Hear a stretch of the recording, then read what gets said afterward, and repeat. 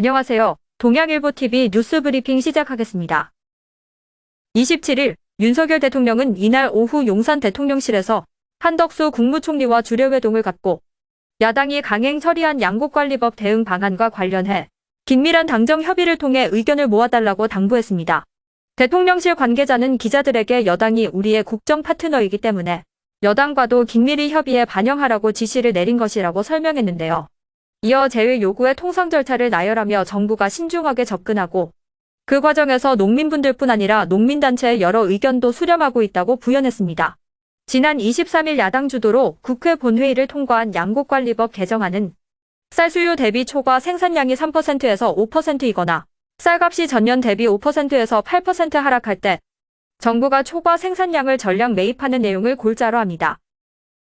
27일 윤석열 대통령이 윤익은 경찰청장에게 추천받은 우종수 경기남부경찰청장을 제2대 국가수사본부장에 임명하면서 정순신 변호사의 사퇴로 한 달간 이어진 국수본부장 공석 위기가 일단락됐습니다.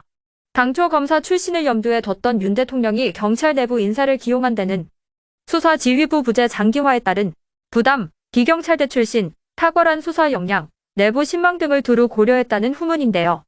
우 청장이 임명된 가장 큰 배경은 이른바 정순신 사태였습니다.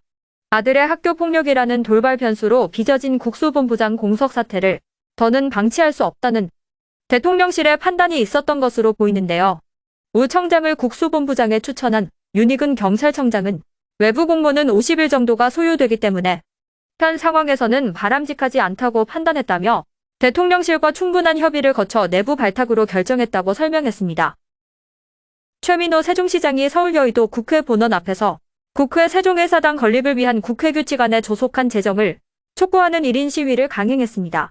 최 시장의 이번 1인 시위는 지난 22일 국회운영위원회 운영개선소위원회에서 전문가 자문단 구성안만 의결하고 국회규칙안에 대해서는 논의조차 하지 않은 것에 대한 강한 유감의 표시인데요.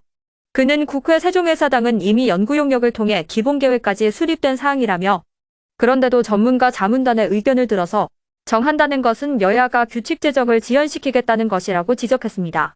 그러면서 최 시장은 국회규칙안이 또다시 정쟁의 볼모가 되는 것이 아닌가 하는 국민들의 의구심을 해소하기 위해서라도 지체하지 말고 이번 소위원회에서 즉시 처리할 것을 강력히 촉구했는데요.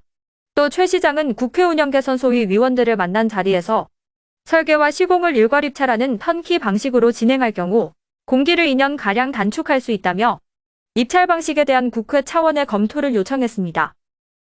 정부가 올해 2분기 전기 가스요금을 이번 주 동시에 발표합니다.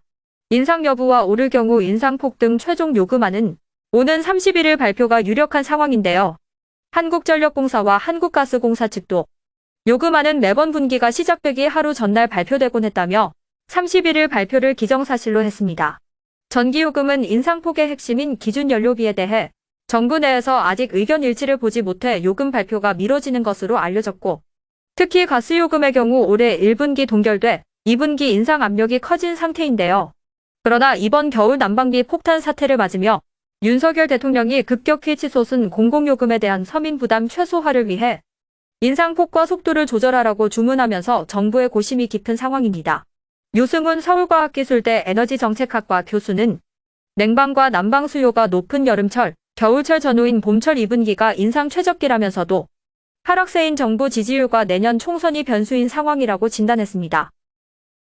충북 학교 비정규직연대 회의가 기본급 인상 등을 요구하며 이달 31일 통파업을 예고했습니다. 해소하기가 또 실질 임금을 하락하는 것을 막기가 이렇게 힘이 듭니다. 우리는 총파업을 하고자 모인 것이 아닙니다. 3월 31일 총파업으로 내모는 것은 교육 당국입니다.